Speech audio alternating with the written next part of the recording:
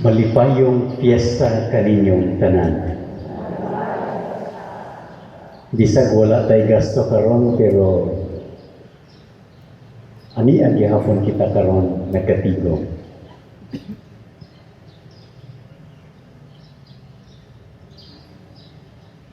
Naabay COVID din sa inyo. Mayor nili nato ni sila panggatpon. Ang nalipay kay ko nga ani ang kita karon dinhi. Dili lang ang mga katawhan gikan sa poblasyon, kundi ang katawhan usab gikan sa lain-lain nga mga barangay.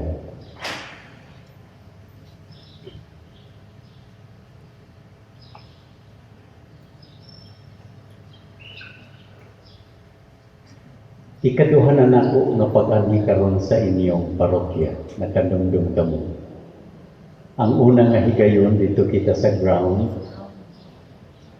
nakita nako ang inyong mga sayaw, ang inyong mga, nadunggan ako ang inyong mga kanta, o malipayon kaayo ang mga tao. Karon ang una nakong higayon nga magsaulog og santos nga misa uban kaninyo isip usa ka parokya. Ug nalipay kayo ako nga nahitabo kini. Ug nagpasalamat ako sa Ginoo. Apan ang dako kaayo nga rason nga nung magpasalamat kita sa Ginoo. Tungod kay iya kitang gitagaan ug usa ka inahan nga mahimo natong dalampanan sa atong kinabuhi. Ang atong mahal nga patron, Nuestra Señora de los Desamparados. Sa in English, Our Lady of the Abandoned. Sa Binisaya, ang atong mahal nga inahan sa mga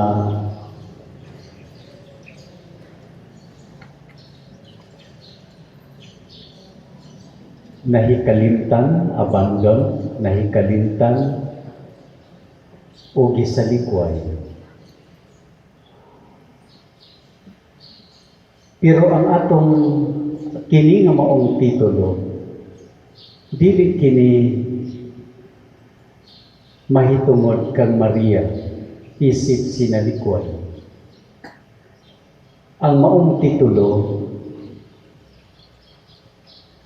nagpakita kang Maria isip usa ka inahan nga dalampanan sa mga nahikalimtan o sinalikway. Apan sa wala pa si Maria na himong inahan o dalampanan sa mga nahikalimtan o sinalikway, si Maria nakasinati sa usa ka kinabuhi isip nahikalimtan o sinalikway. Before she became a mother of the abandoned, Mary first experienced being abandoned.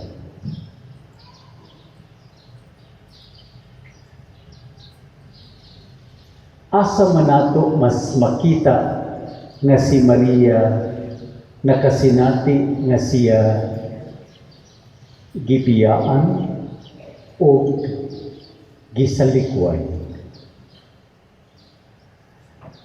Niadto pang pagpahibalo sa anghel nga siya mamahimong inahan sa Dios.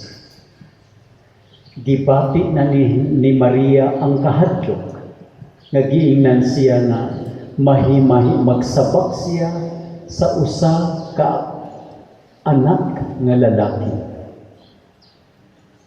Usa ka nilalang nga lalaki. O nahadlok siya niini tungod kay nangutana siya unsaon man kini pagkahimo nga wala man ko'y lalaki nga gikatipon. Wala ko'y nailhan nga lalaki nga nakikilawas kanako. O sumala sa ilang balaod ang babae nga magsabak nga dili pa siya minyo. Dako kini nga salaod. Og siya pagasilutan, siya pagapatuon, hangtod kini siya mamatay. Ang balaod mismo nagsalikway na sa iyang kahimtang. Pagkatao ni Jesus nga iyang anak, si Herodes, naglaraw na pagpapatay kaniya. Mao nga mikagyo sila padulong dito sa Ehipto. They already experienced what it means to be rejected. Bisan gani sa wala pa siya matao, magpalista sila sa senso. Apan puno na ang mga hotels, ang mga balay abutanan. Nanuktok sila apan gibalibaran sila. Wala na'y luna alang kanina. That is an experience of abandonment. Wala na'y luna alang kanina. Mao nga si Jesus na mao'y tag-iya sa tibuok kalibutan nagpakatao dito sa pasungan. Tungod kay wala na'y luna alang kanya. Ug sa atong ebanghelyo karon, ang iyang anak gibiyaan sa iyang mga tinun-an. Sakit sa usa ka inahan nga magsud-ong sa iyang anak nga magantos ang iyang mga suod nga higala nagpalayo kaniya. Makita niya nga naghinay-hinay pagpalayo ang mga tao. Kadtong 5,000 ka mga tao nga nalipay tungod kay gipakaon sa iyang anak, pinaagi sa iyang gahom, gipadaghan ang pan o isda. Karon nga ang iyang mga kamot gilansang na sa cross o dili na makapadaghan og pan o isda. Karon ila ng gibiyaan. Kining Jesus nga makalakaw sa tubig nga nasaksihan ni Pedro ug sa laing mga tinun-an, kining tiil karon nga gamhanan nga makalakaw bisan diha sa dagat o sa tubig, gilansang na sa krus ug dili na makalihok. Gibiyaan siya ug ang inahan mibati usab nga gibiyaan siya. Tungod kay kung unsa man ang masinati sa anak, bation ka na sa usa ka inahan nga nahigugma sa iyang anak. Kung maglisod ang anak, bation ka na sa usa ka inahan.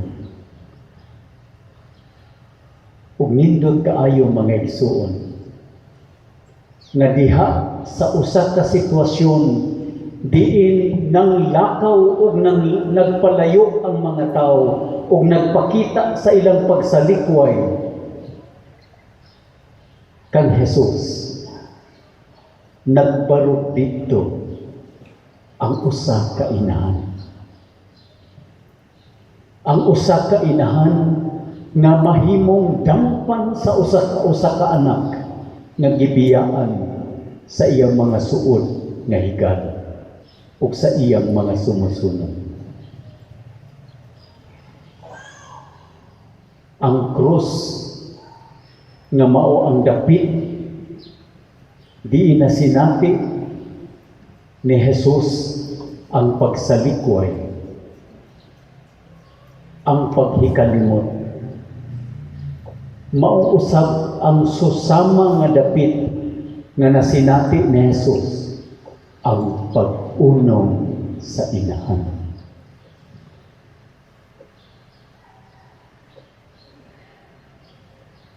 Ug unya nianang kasinatian sa pagsalikway ug sa pag-unom. Si Jesus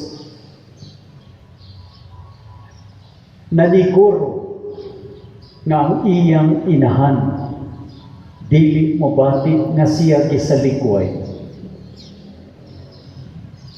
ug ang mga tinun-an dili mobati nga sila gibiyaan. Mao nga dito sa krus, sa wala pamamatay, ang usa ka mahigugmaon nga anak, miingon siya, "Babay, ania ang imong anak."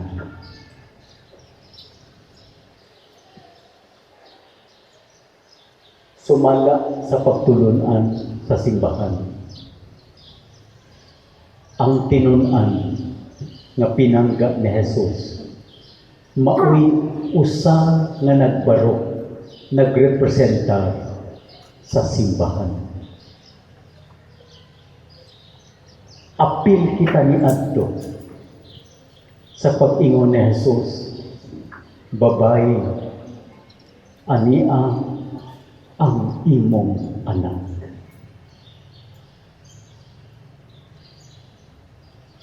Ug si Jesus naghuna-huna sa iyang inahan nga sa dili pa niya biyaan ang iyang inahan, sa dili pa siya ilubong sa iyang inahan, gusto niyang masiguro nga ang iyang inahan adunay kadagpay.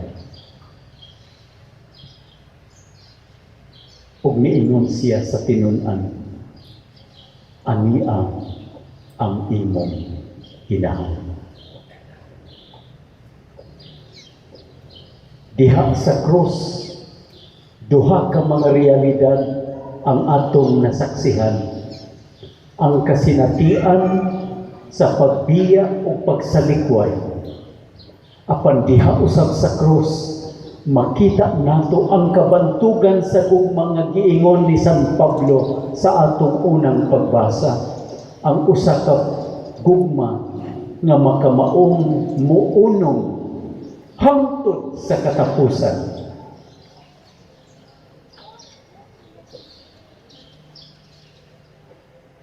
Mga igsuon ko diha ni Kristo, kitang tanan nga nagkatigom dinhi, gikan pa sa atong pagkagamay hangtod sa atong pagkahamtong. Sa lain-lain nga panahon, duna kitay mga kasinatian nga kita gipiyaan, nga kita gisalikway. Dunay mga anak nga wala na makakita kung unsa ka maanindot ang kalibutan, kay dito pa sa sabakan sa ilang inahan, gikuha na ang ilang kinabuhi. Naay daghan kanato na tawo, apan adunay mga samad sa kinabuhi. Nga tungod sa kakabus, gitugyan sa lain nga mga tao, aron lain na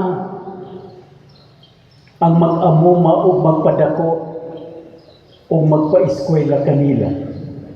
Dili tungod kay wala sila mahigugma sa ilang mga anak, apan tungod sa ilang dakong gugma, nangita sila og pamaagi nga kining ilang anak matagaan ug maayo nga kaugmaon. Apan dili kalikayan ni adtong mga anak nga hingtungdan nga sila gihatag ngadto sa uban kay ilang gibati nga sila dili kaya ipadako og higugmaon sa ginikanan. Lain-lain nga mga pagbati apan kini gugma nga nag-amping. Ug unya sa atong pagdako na ay mga panahon nga kita napakyas. Wala nato matubag ang mga pangandoy sa atong ginikanan.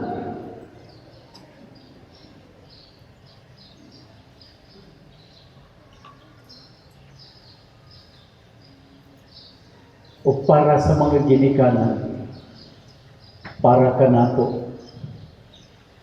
Sayon ra kaayo mo sa likway kaysa mo unong. It is easier to abandon someone than to love that person who failed.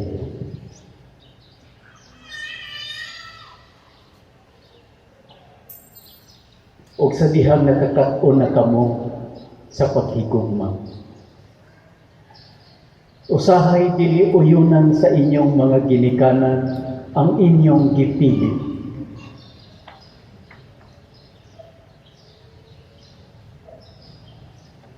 Ug lisod kaayo kana nga sitwasyon, kanang nahigugma ka nga wala uyuni ang imong gipili.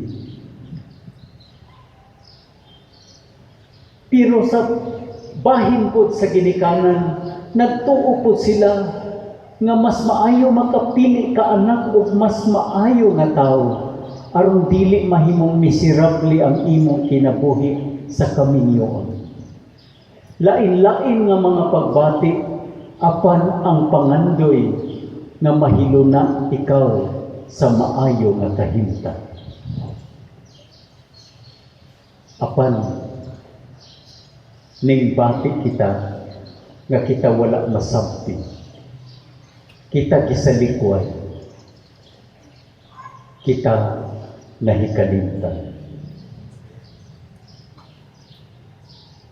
Sa panahon nga kita magsakit,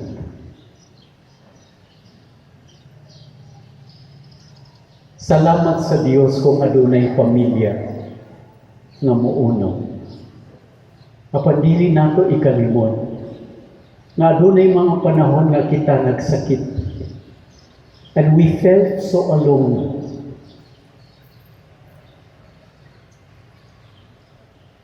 Kay gibiyaan kita sa mga tao ug wala na kita atiman. Sa lagtod na pagkasulti mga igsuon, sa lain-lain nga paagi o sa lain-lain nga panahon, nakasinati kita ni anang kasinatian diin na atong gibati nga kita nahikalimtan o kita gisalikwan.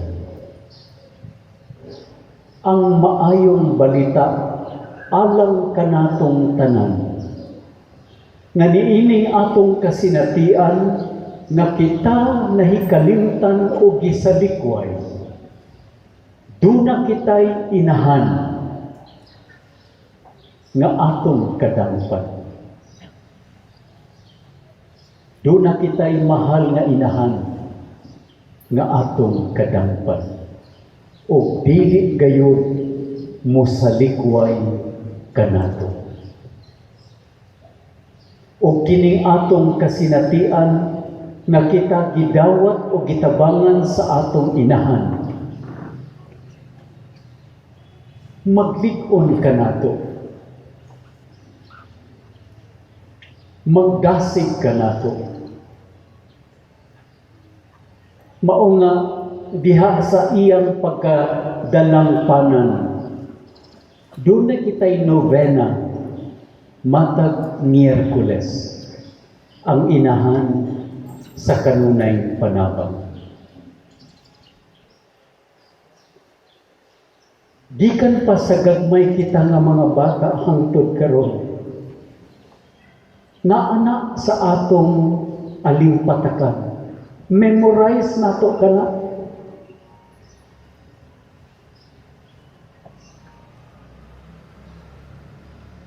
Inahan sa kanunay panabang. Ania kami nga imong mga anak nagkatigo. Daghan kaayo kami og mga kinahanglan sa kinabuhi. Busa midamog kami kanimo among inahan.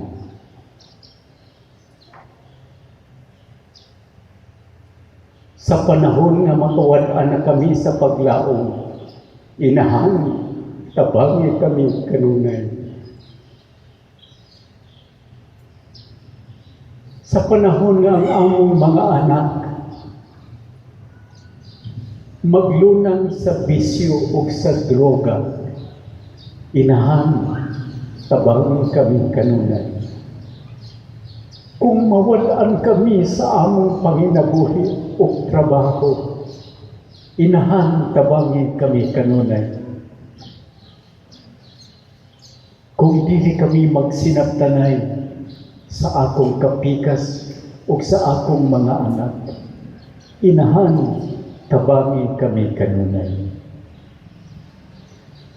O gihimo nato kana, dili lang aron tabangan kita sa atong inahan sa kanunay panabang, kundi kita nga nakasinati sa iyang pagkamatinabangon, makakat-on o mahimo nga iyang mga anak nga matinabangon ni adtong mag-uban nga mga tao nga nakasinati nga sila gisalikway o nahikalimtan.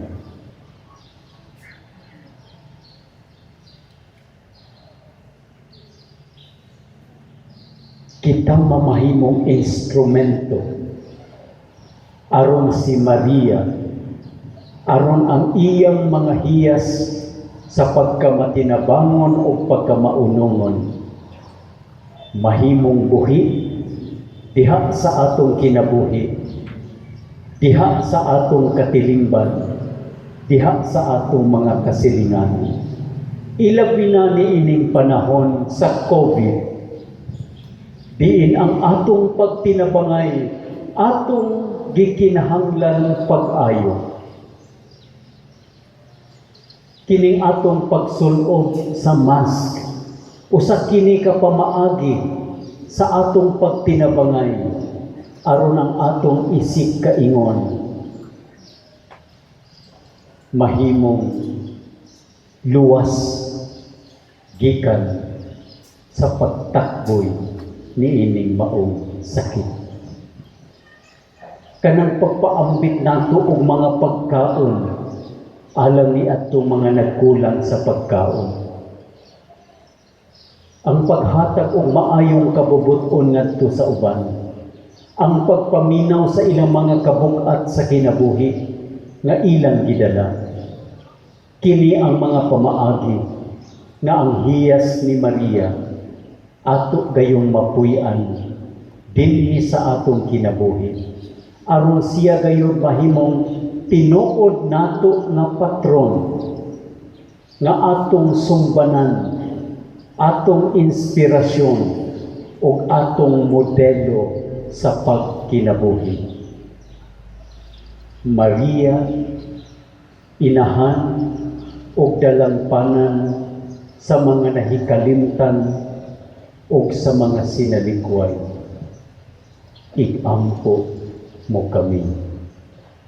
Amen.